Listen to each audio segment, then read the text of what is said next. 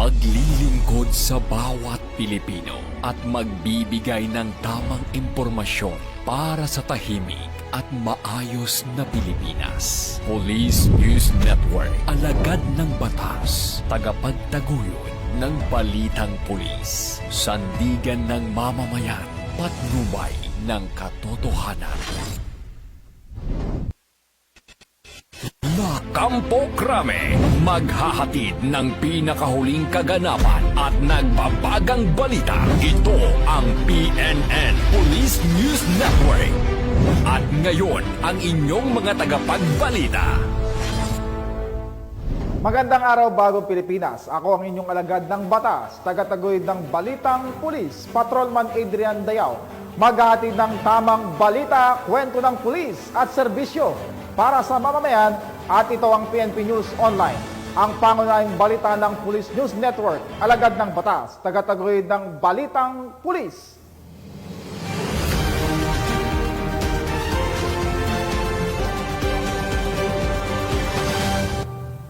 Ngayon ay araw ng linggo at narito ang mga balitang nakalap ng ating mga PNN correspondents sa loob ng linggong ito.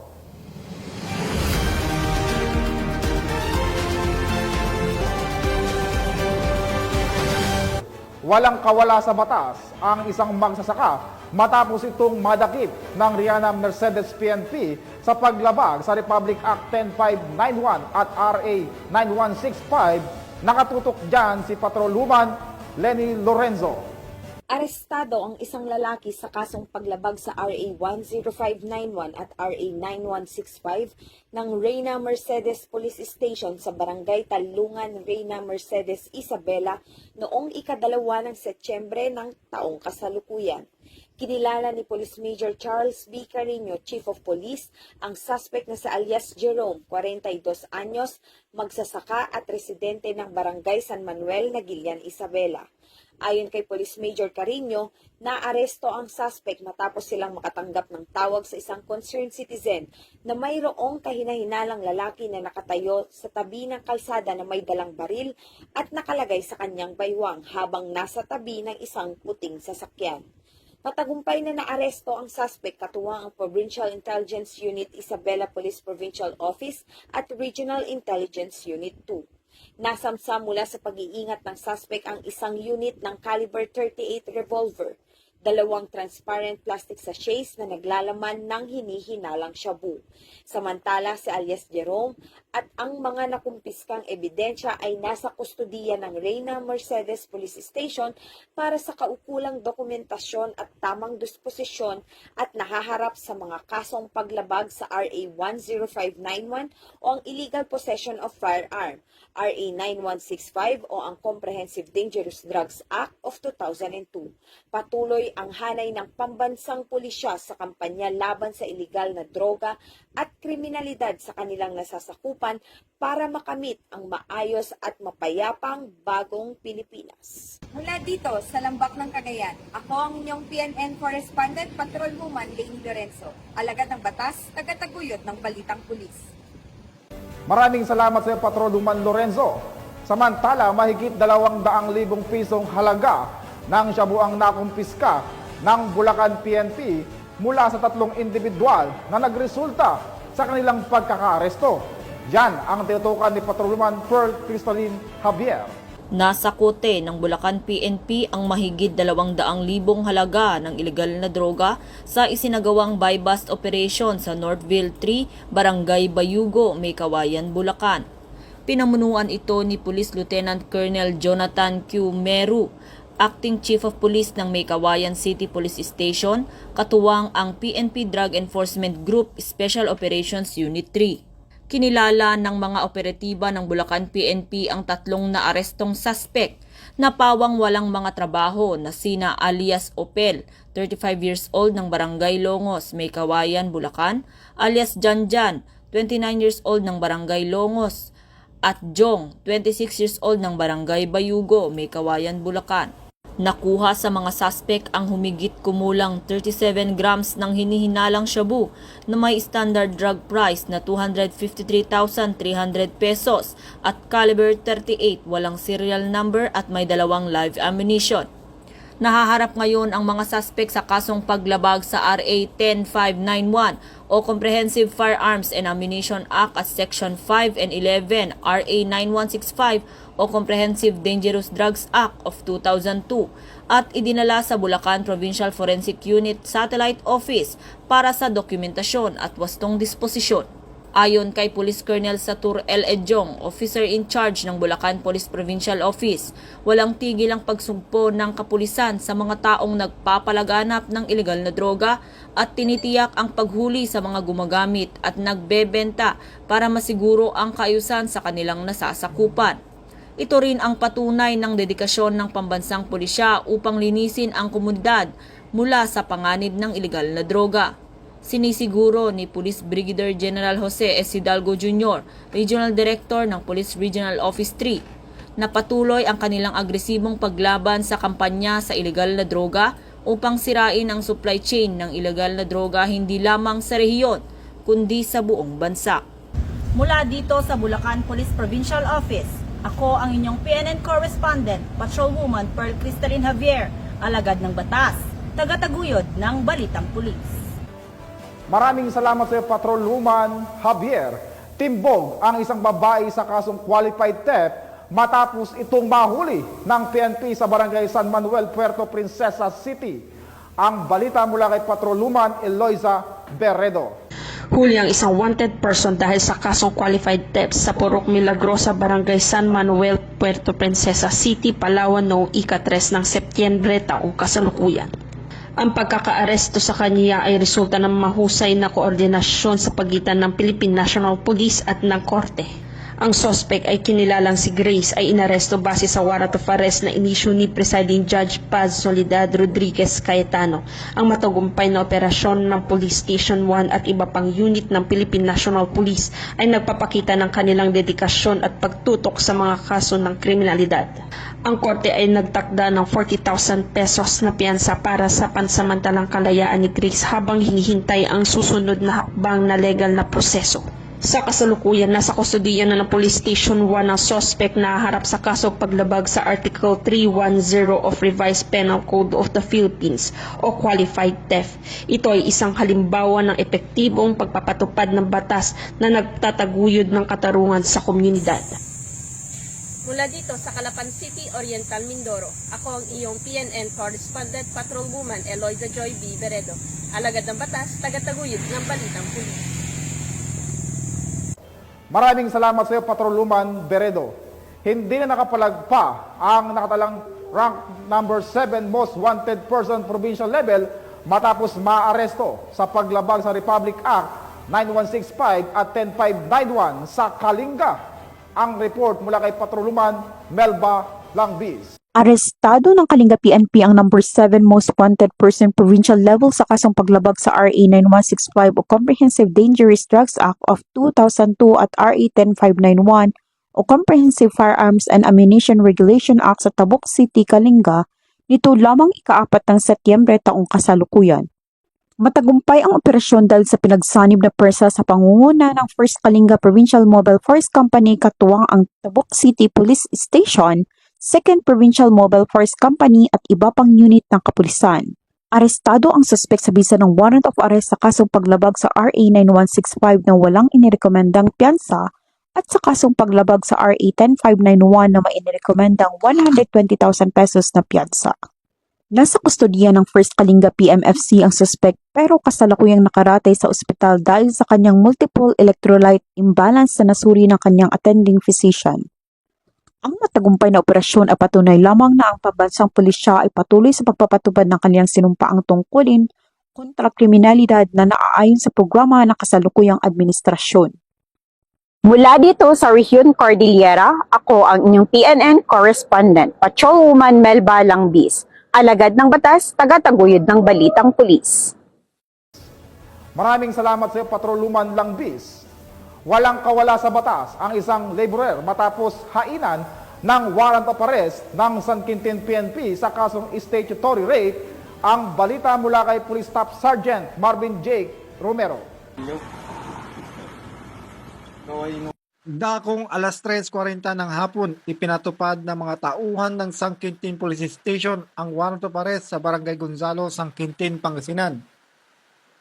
Kinilala ang suspect na si Dominador, 51 taong gulang, walang asawa at isang laborer mula sa nabanggit na lugar na nahaharap sa kasong statutory rape na walang inirekomendang piyansa. Matapos ang pagkakaaresto, dinala ang suspect sa San Quintin Police Station para sa dokumentasyon bago itong over sa korte para sa karagdagang legal na proseso. Mula dito sa Ilocos Region, ako ang iyong PNN Correspondent Police Staff Sergeant Marvin J. Romero, alagad ng batas, tagataguyod ng balitang pulis. Maraming salamat sa iyo, Staff Sergeant Romero. Team Bold, ang isang street-level individual sa ikinasang bypass operation ng pulisya sa Kabagan, Isabela. Ang report mula kay Patroluman Jerlyn Colico. Arestado ang isang street-level individual sa isinagawang bypass operation ng PNP Kabagan sa Purok 3 Barangay Sentro, Kabagan, Isabela, alas 7:40 ng gabi noong ika-3 ng Setyembre taong kasalukuyan. Batay sa ulat ng Kabagan Police Station, napasakamay nila ang suspect na kinilalang si alias Jake sa pagkikipagkoordinasyon sa PIDEA Regional Office 2 matapos magbenta ang suspect ng isang pakete ng silyadong plastic sachet na naglalaman ng hinihinalang shabu sa isang nagpanggap na posture buyer. Nakumpiska mula sa kontrol at pag-iingat ng suspect ang isang maliit na selyadong pakete na naglalaman ng hinihinalang shabu at isang genuine 500 peso bill. Matapos ang operasyon, agad namang nagsagawa ng inventaryo at pagmamarka ang mga otoridad sa presensya ng suspect na nasaksihan ng barangay Kagawad ng nasabing lugar at ng NPS representative. Kasalukuyang nasa kustodiya ng Kabagan Police Station ang suspect at mga nakumpiskang ebidensya para sa kaukulang dokumentasyon at tamang disposisyon habang hinihanda ang kasong paglabag sa RA 9165 o Comprehensive Dangerous Drugs Act of 2002. Kagalakan naman ang dala ng matagumpay na operasyon kay Police Colonel Lee Allen B. Bauding, Provincial Director, Isabela Police Provincial Office, sa pagkakasakote sa naturang suspect.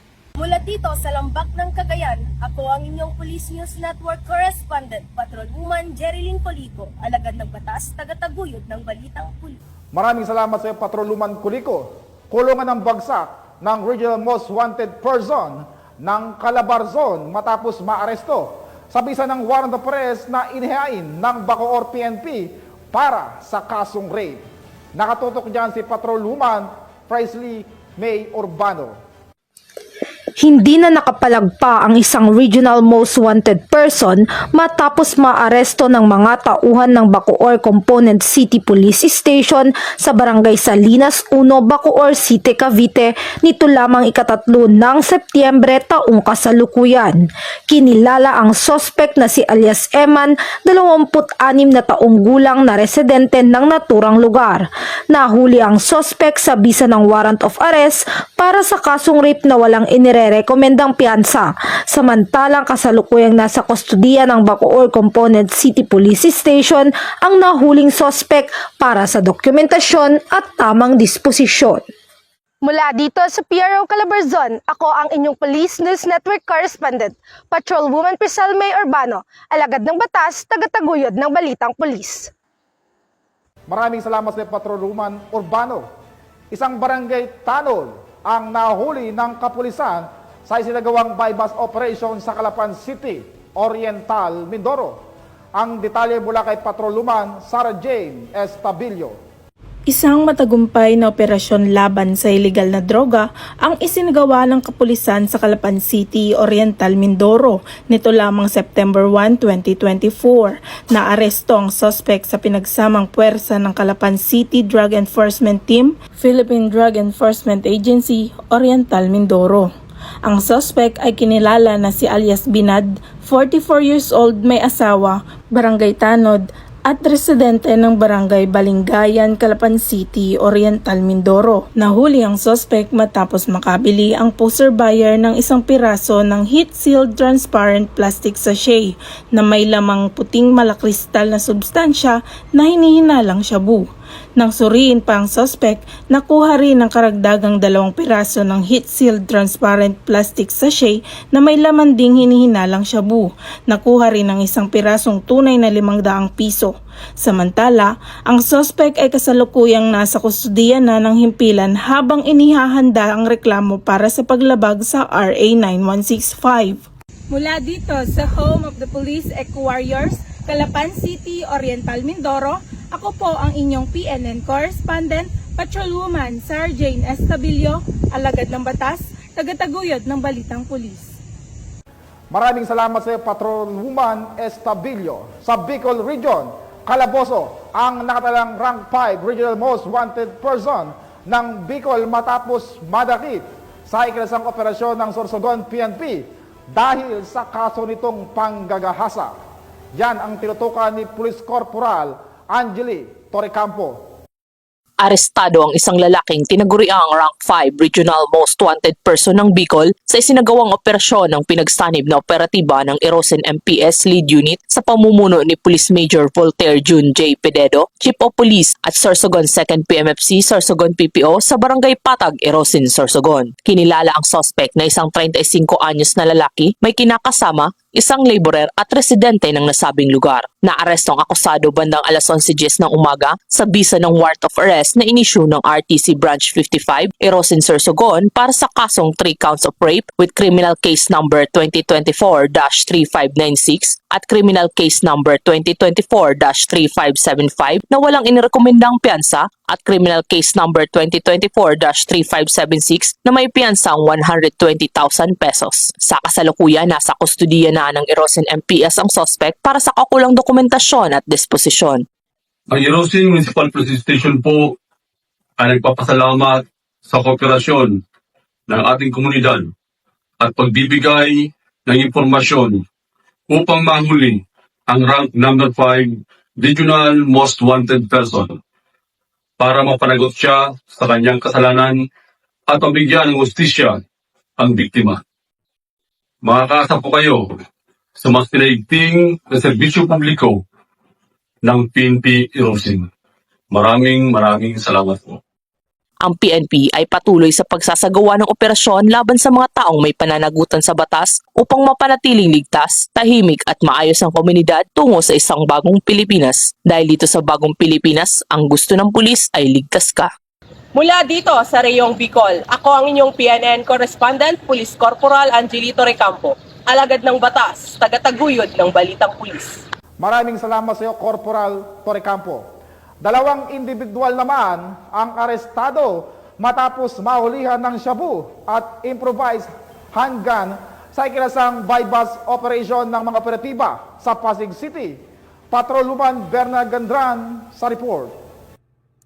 Naaresto ang 2 suspect sa isinagawang bypass operation ng mga operatiba ng Eastern Police District Drug Enforcement Unit bandang 6:30 ng gabi noong Setyembre 2, 2024 sa Barangay Pinagbuhatan, Pasig City.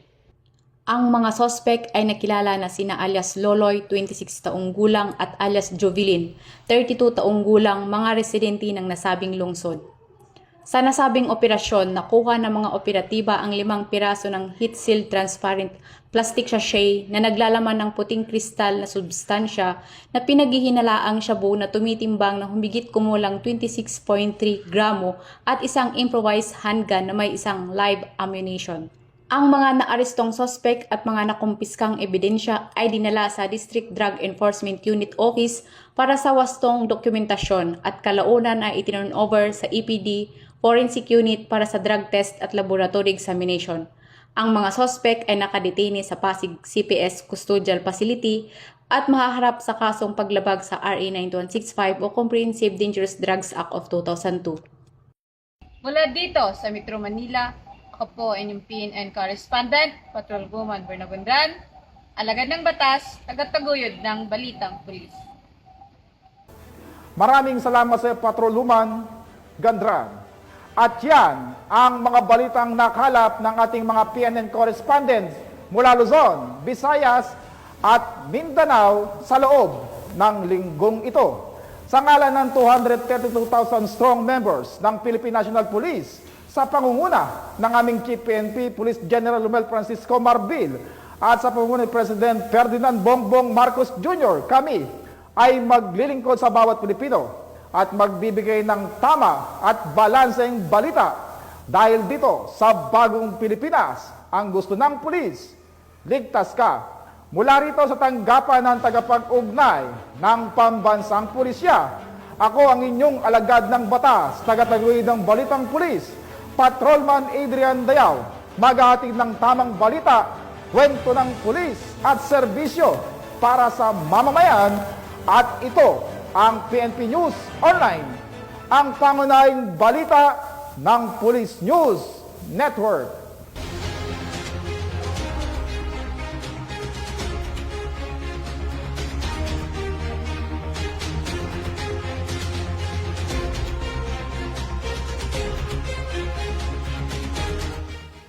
Police News Network, alagad ng batas, tagapagtaguyod ng balitang pulis.